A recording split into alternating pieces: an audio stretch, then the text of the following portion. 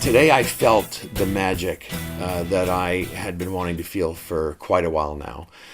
We were writing scenes and coming up with things on the fly that were so fitting and ways of getting from here to there. It was beautiful. It was a thing of beauty, I gotta say. I was very excited to write today. So we are back at it, and this is the first time that, in a long time, that we have actually devoted the entire session to writing a new script, writing a new episode for Gentle Bend. So it's different. It's a lot different because in the past, as mentioned, we've been restructuring and going in different routes, and so this is back in the thick of things. And we got everybody. We're good. Welcome. We're very, very happy to have all of you here. Even though you're all going to meld into one, as they say. There are times where we get together and we have a plan, and then there are times where we get together and we don't. And even when it comes to writing, sometimes we'll get together on a specific day. I will have had like a really stressful week doing something. She will have had a really stressful week doing something. And we come together, and there have been instances where sometimes we just talk for 3 hours. We actually don't even write anything. But it's that talking, it's that therapy that we both need that lends itself to the next time we get together. And because one of the things that we often do is we often help each other to resolve things. And it's in that resolve that we kind of find strength. And when you're strong like that, you can apply that to the characters in your story. Gentle Bend is really a real life story. It is about my life. It's about Allison's life. And a lot of the characters in our stories, if not all of them, actually come from people that we've known. Or maybe they're a little stretched, a little exaggerated. But of course, that's poetic license, right? Okay, so Gentle Bend, episode number 6. Very exciting stuff. This one is entitled The Dead Sea Scrolls. The letter C. C, yeah, as opposed to SEA. That's right. Of course, the C stands for... Christine. No. Catherine. No. Yes. Wrong script. Thank you for knowing the script. The frustration right now with Norm and I is that Norm is saying, this is what worked with us in the past. This is what worked. We just freestyled it, and we came up with some amazing material. And I'm saying, well, that did work in the past, but I'm at a roadblock because I need this pencil down. I need this parcel down. I need to know who we're bringing into this script, who we're bringing into this episode, when we're bringing them in, why we're bringing them in. It's not working for me just going, okay, who are we going to bring in next? Whereas it's working for Norm. So we found some really great things today, and there really is a beauty of just bouncing ideas off of one another and coming up with something. And we always come up with something, but Norm seems to not require a roadmap as much as I do as we move forward. So there are challenges with that for sure. I think sometimes when we overwrite it to his other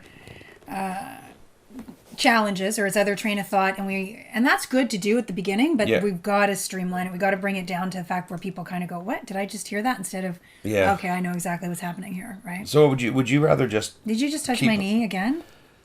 Jesus. Okay, see, the thing is, now, it's my couch. So That's my knee, I could though. do this. It's my knee. And it would still be acceptable. You, on the other hand, cannot do that because... Why would I? Why we all know why you would. So should we just continue from where we are, write the script, and then go back and make these minor changes? Yeah, I think so. Well, unless you want, it's up to whatever you want. It's all about what you want. It's true. What do I want? So Allison confided in me today that she's not as comfortable with freestyling as I am. She sees herself as more of a plan person now, a roadmap type of person, would really like to know where she's going so that she knows exactly where she needs to be. And I agree with that. I think that, in most cases, you really do need that. You need to have a plan. what I'm doing is I'm putting myself back in the mindset of when we first began to write 9 years ago. We didn't have a plan. We didn't really know where we were going, but we kind of did know where we were going at the same time. It was more of an unspoken, we know where we're going, as opposed to here's what we're going to do and here's how we're going to get there.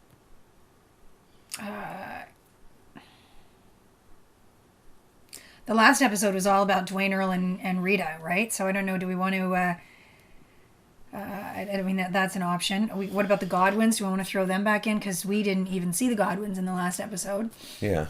I know at the town festival, that's an opportunity for us to bring in a lot of characters, right?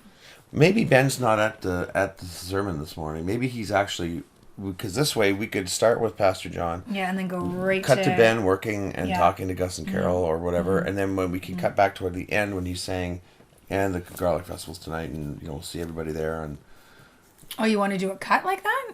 You want to or just a back? passage of time, Right, okay. that brilliant passage of time. Yeah. When time passes, because it does.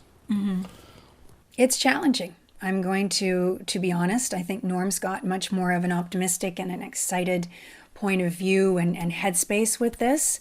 For me, it's really difficult. Speaking of passages, I know we touched on this before, but I really think we should take a road trip Oh yeah. back to Westport. Westport. Yes. Yeah. Yes, the town that this whole story, well, the facade anyway, right? Like when we both envisioned a town to shoot this in, or at least establishing shots, we both thought of Westport. Why did you think of it? It's just this quaint little cove of a town that you can walk from one end to the other in 10 minutes, and it's all very eclectic and unique, and in terms of the businesses, there's no franchises in there. It's anybody who lives there has a business. Some people who live there have a business there. Yeah. It's personable. It's remember the telephone pole embedded with staples. That's where the scene came from. Yeah. So that's how you advertised in that town. That's right. Right. And that's you how put up well- what you needed to sell, what you wanted to buy, what kind of employment was you right might be there. offering, and Yeah. people would just take a little. I don't know. It's it harkens back to a time, a place where time went slowly, Yeah. right? And it Yeah. was face-to-face communication.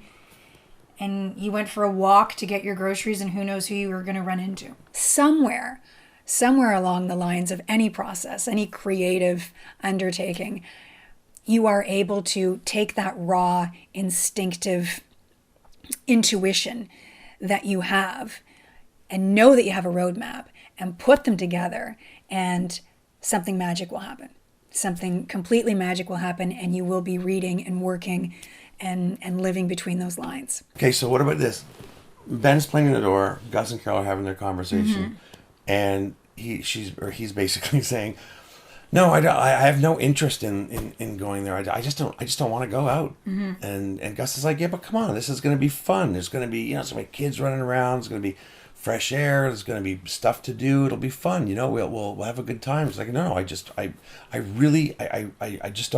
want to." And then Ben could at some point say, if you don't mind me saying, you really shouldn't care about what other people think of you. Because Yeah.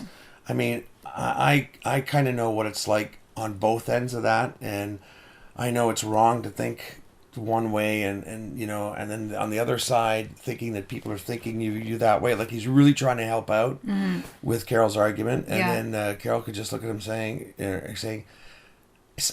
"I don't want to go, not because I'm gay. I'm claustrophobic." My thinking is that I think my strength in this particular situation is doing the freestyle thing, is saying, okay, let's get in the car and drive. And, Allison can, be in the passenger seat because I drive, of course.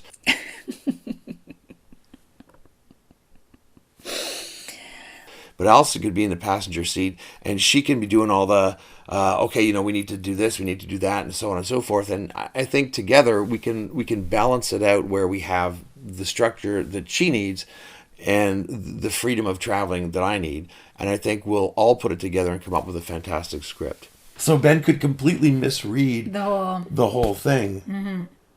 Do you know what I mean? Yeah. Yeah. That's just an idea. Yeah. No, that's not bad.